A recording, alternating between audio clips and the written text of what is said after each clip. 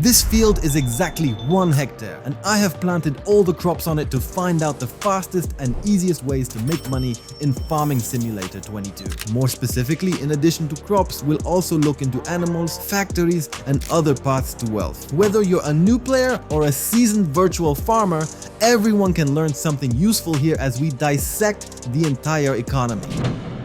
When it comes to crops, theoretically, the best one is poplar, with an emphasis on theoretically because there are a few important things we need to pay attention to. I could earn a maximum of over 75,000 from it. We're talking about the normal difficulty level, and it's worth mentioning that prices on normal difficulty are 80% higher than on hard, and prices on easy are 66% higher than on normal.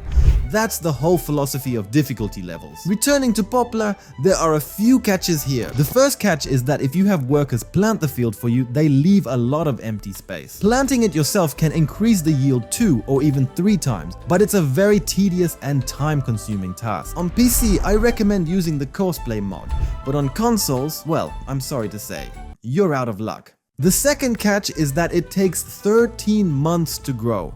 Yes, you heard that right. 13 months. So it's definitely worth putting in the effort when planting it. And if you do put in that effort, you can harvest it indefinitely, as it regrows after each harvest. Storing poplar isn't straightforward either. You can't just dump it into a regular grain silo to easily transport it to the sell point when the price is right. Instead, you'll need to store it under a shelter, for example, and load it manually, possibly using a conveyor belt. This also takes a lot of time because from 1 hectare planted by workers, I harvested over 73,000 liters.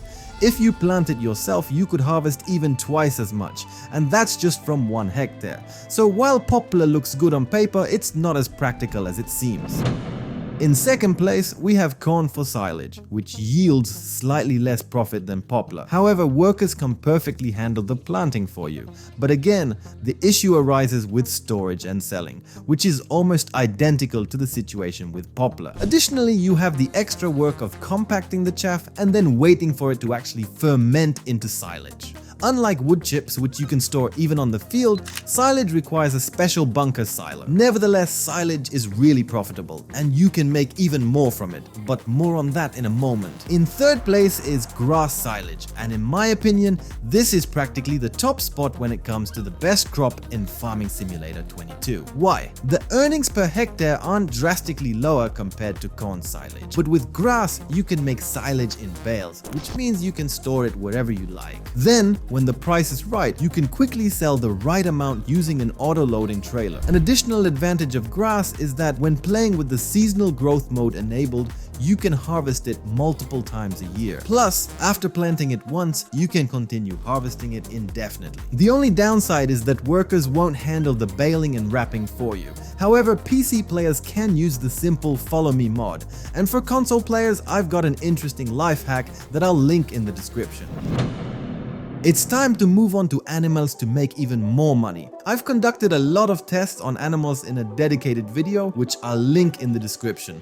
And when it comes to animals, the most profitable are sheep. Sheep only require hay or grass to live, and the profit from wool is substantial. I tested this in practice and quickly became a millionaire. So if I had to summarize the animals and how to make money even faster, I'd choose grass and sheep. I would convert some of the grass into silage bales and use the rest to feed the sheep. On paper, this looks like a recipe to become a millionaire quickly in Farming Simulator, and it should work in practice too. As for the other animals, chickens can also be profitable, but you need to keep an eye on your field since grain doesn't regrow on its own, and you'll need to plant it again. However, chickens are still quite profitable. The other animals I would consider more for fun rather than a quick way to make money, especially horses. Horses are really just for hobbyists.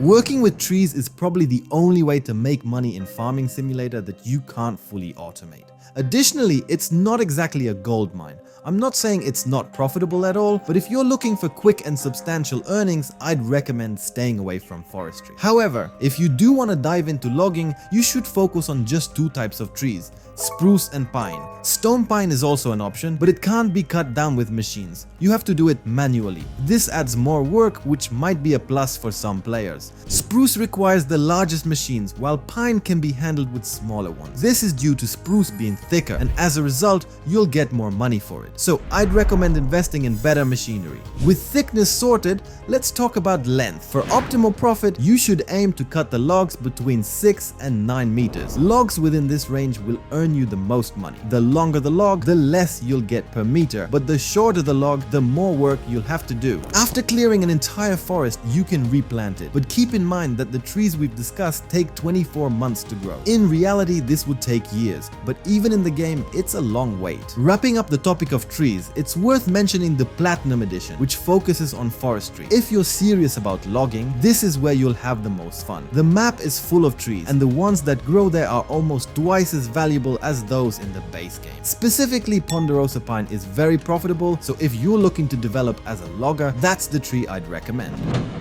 When it comes to factories, the key is to focus on multiplying your profits by processing already profitable goods. Let's go back to animals, where the best option is sheep. Sheep produce wool, which can be processed into fabrics. This gives you a multiplier of around 1.60. Then, if you process those fabrics into clothing, you get another multiplier of 1.33. By multiplier, I mean that wool worth 100 will turn into fabric worth $160. And if you further process that fabric into clothing, the final product will be worth $212. As for crops, I didn't mention sugarcane, which ranks 4th among the most profitable crops. You can further process sugarcane, and the multiplier is exactly 2. However, with nearly 200,000 liters of sugarcane per hectare, storing all of that can be a challenge. I mentioned that silage can be even more profitable, specifically by converting it into energy. I ran tests on energy prices over a year and found that prices fluctuate by a few percent each month, but there's no consistent pattern for when you'll earn the most. In any case, energy is sold automatically in real time,